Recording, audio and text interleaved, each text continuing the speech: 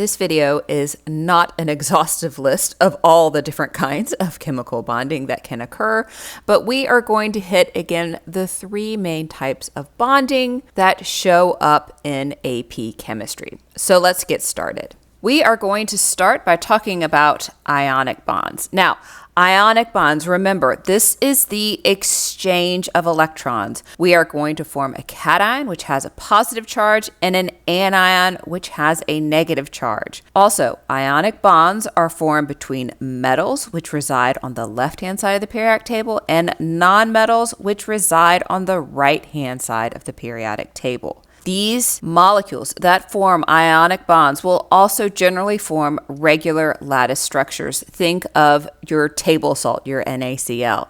Now, the atoms are going to be held together by the strong electrostatic attraction between the cation and the anion. Remember, this is the attraction between a positive charge and a negative charge. So thinking about table salt, let's actually take a little bit more of a deep dive into the ionic bond of table salt. As you are probably already aware, table salt is NaCl. This is an ionic bond. We have a metal, sodium, bonded to a nonmetal, chlorine. And again, if you look at your periodic table, you'll see sodium is on the very far left side of the periodic table and chlorine is on the very far right side of the periodic table. But let's also talk about how it's a formation of a cation and an anion. So going back to Lewis structures, remember that sodium has one valence electron. So that is the Lewis structure for the sodium atom.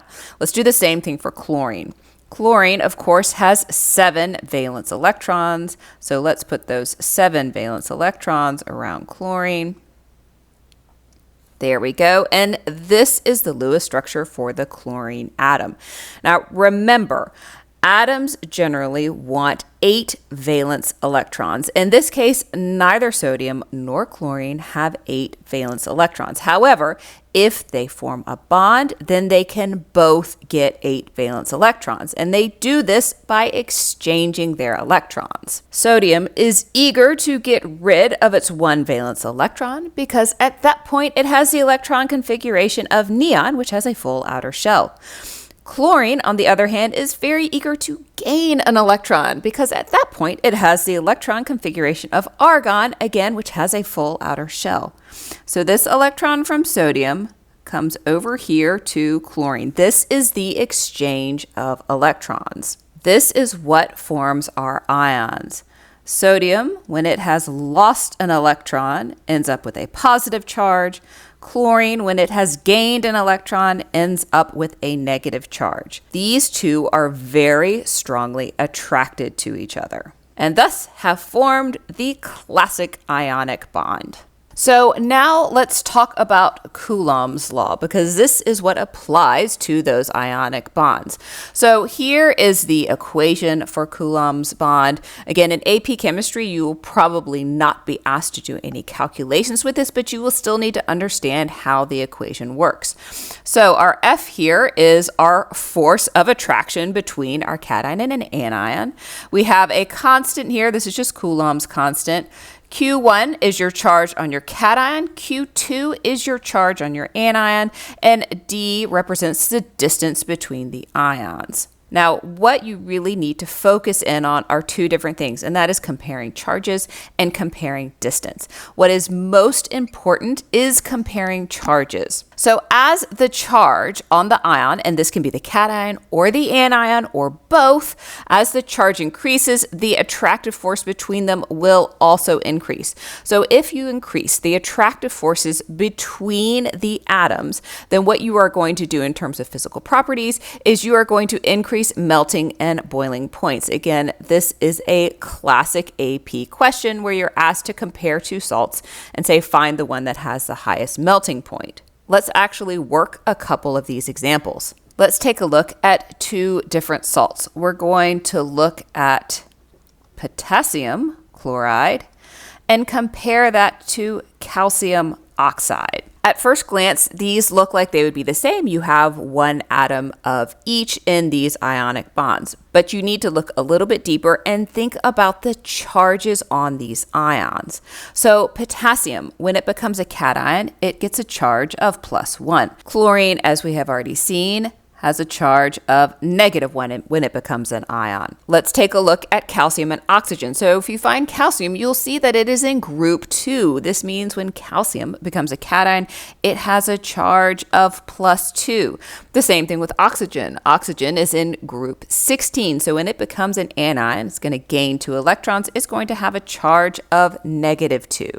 So we can now compare the charges on cations and anions. And you can see in this example, the charge between potassium chloride and calcium oxide, we have increased the charge of the cation, and we have also increased the charge of the anion. So say your question asks which one has the higher melting point. That is going to be your calcium oxide because the charges are greater on both the cation and the anion. But let's look at an example where the charges on the ions are the same, and can we make a distinction between them? So let's take a look at beryllium oxide versus magnesium sulfide. Just like we did before, let's first look at the charges. Beryllium is in group 2. When it becomes a cation, it has a charge of 2+. Oxygen, as we have already seen, has a charge of 2-. Magnesium, also in group 2, has a charge of 2+. Sulfur in group 16 has a charge of 2-. So now we are comparing two salts that have the same charges. At this point, what becomes important in Coulomb's law is this distance term. So as the distance between the ions decreases, in essence, when you have smaller ions, then the attractive force between them increases because, again, look at force and distance. These are inversely proportional. So again, as your attractive forces increase, you are going to increase melting and boiling points. So let's say in this example, we wanted to pick out the salt with the lower boiling point. Well, if we want the lower boiling point, then we want weaker attractive forces, which means instead of smaller ions, we want larger ions. This is where understanding your trends of not only atomic size, but ionic size is really going to be important. Because which is larger, beryllium or magnesium? Well, if you know your trends, you know that magnesium is larger. Again, between oxygen and sulfur, knowing your trends will point you straight to sulfur as being larger. So both of these ions are larger, which means magnesium sulfide is going to have the lower boiling point, or really the lower melting point. You can pick either one. That is ionic bonds in a very small nutshell. Let's talk a little bit about covalent bonds. Okay, covalent bonds. In this case, we have a sharing of electrons. So no exchange here, we are sharing electrons. And of course, the bond is formed between the atoms. So no more cation attracted to anion. We are bringing these atoms close together. Their electrons are going to be shared between the two atoms. Now, because of the nature of covalent bonds, you can have molecules that are comprised of hundreds of atoms. So these molecules can get very, very large. A classic example of a very large molecule is any kind of protein or enzyme. Now, covalent compounds can form network solids. So if you think about something like glass or quartz, they are hard and have high melting and boiling points. But molecules with covalent bonds you're going to see will run the gamut in terms of melting points and boiling points. Let's get a little more specific with our covalent bonds. There are different types of covalent bonds. So you can have a single bond, a double bond, and a triple bond with covalent bonds. This does not exist in ionic bonds. This table summarizes the characteristics of each type of bond. So let's just very briefly go over this and then we'll do some examples. So for single bonds, these have one sigma bond. Now a sigma bond, the electron density is in the plane of the atoms.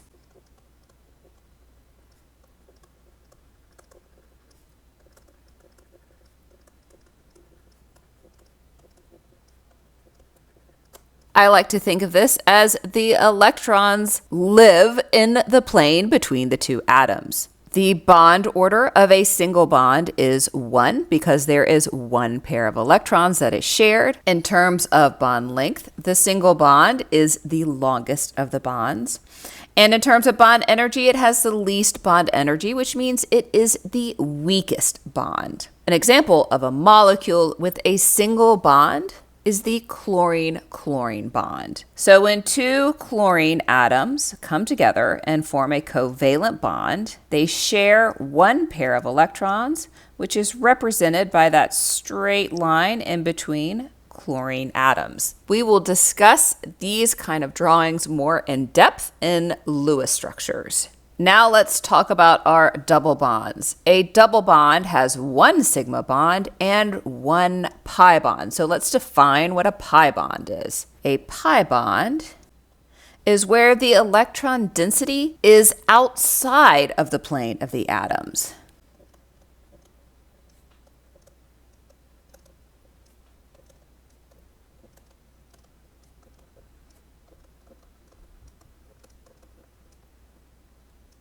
This can be a little difficult to visualize, so let me draw a very simple picture of what is going on here. So here are my two atoms. You can think of them as two marbles. In my sigma bond, the electron density again is in the plane between the two atoms, so in between them. If I have a pi bond, then the electron density is going to be perhaps what we would call here above and below the plane of the atoms. Of course, this is a very crude, a very rough drawing, but it can give you an idea of what we mean by electron density being in the plane of the atoms and being outside of the plane of the atoms.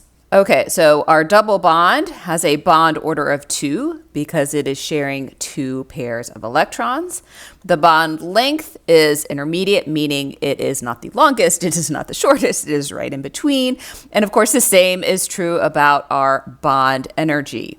So it is not the weakest bond and is not the strongest bond. It is stronger than the single bond, but it is weaker than the triple bond. Okay, just like I did with my chlorine bonded to my chlorine, let's see an example of a double bond. So when sulfur bonds with sulfur, it forms a double bond. So you'll notice that I use 2 lines in between the sulfur atoms as opposed to the 1 line I used in chlorine. And that indicates that the sulfur atoms are sharing 2 pairs of electrons. Finally, let's talk about triple bonds. Now in a triple bond, you still have your 1 sigma bond, but now you have 2 pi bonds. The bond order is 3 because you are sharing 3 pairs of electrons.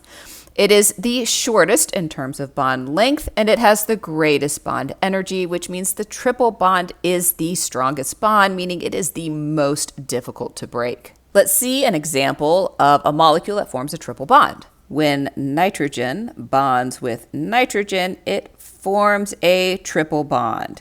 And you have 3 lines in between the 2 nitrogens to represent those 3 pairs of electrons that are shared in between them. That is our quick overview of covalent bonds and the types of covalent bonds. Now let's talk about our last type of bonding, and that is metallic bonding. So for metallic bonding, we can use the sea of electron model. Now what this means is that electrons are not localized around a particular atom or bond. So this is opposed to your ionic or your covalent bonds. These electrons can move around much more freely. This is why metals, of course, are good conductors of electricity. These electrons that are moving around are going to be your valence electrons, not your core electrons. But again, they're very free to move around in that metal. Because there are no what we call localized bonds to break, what this does is it means that metals are malleable and ductile. This is how we make fantastic jewelry with all different kinds of metals. We can shape it into the form we want. When talking about metals and metallic bonding, we do need to talk about alloys. AP usually focuses on two different kinds of alloys, but first let's talk about what an alloy is. So an alloy is going to be a mixture usually of metals, although we'll see an example where we have a metal and a non-metal. So these mixtures are usually mixed when everything is melted, makes sense, and then they're cooled into solids. First, let's talk about interstitial alloys.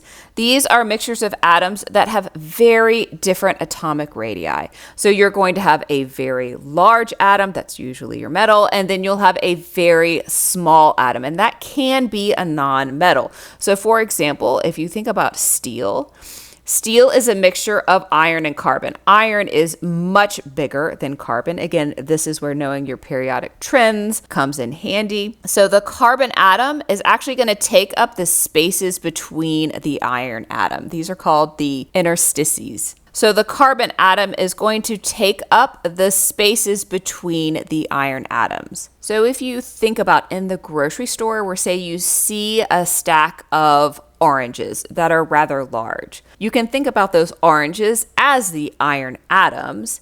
Now, what if you had grapes? If you had small enough grapes, you could probably fit those grapes in between the oranges in those spaces that are left between them. That would be your carbon atom. So these alloys only work, again, if you have very different atomic radii. So what kind of alloy is formed if you have metals that are mixed that have a similar size radii?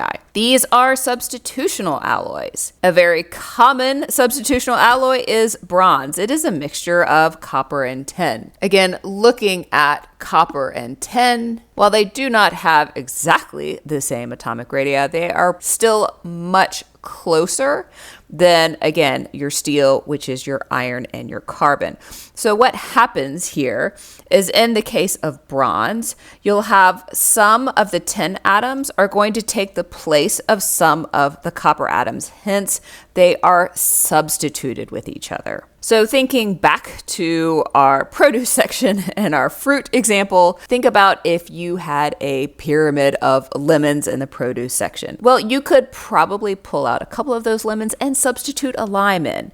The sizes are not exactly the same, but they're close enough. That would be a substitutional alloy in fruit. Identifying metallic bonding is usually not so much of a problem for students. However, telling the difference between an ionic and a covalent bond can sometimes be difficult. So let me give you a very quick and dirty trick. If you're pulling from the left-hand side of the periodic table and the right-hand side of the periodic table, you're going to have an ionic bond. If you're pulling both elements from the right-hand side of the periodic table, you're going to have a covalent bond. Now, this doesn't hold absolutely true. Hydrogen in particular likes to throw a monkey wrench into that, but it's a very quick way to at least give you an idea if a bond is more likely to be ionic or covalent. I hope this video helped you, and thanks so much for watching.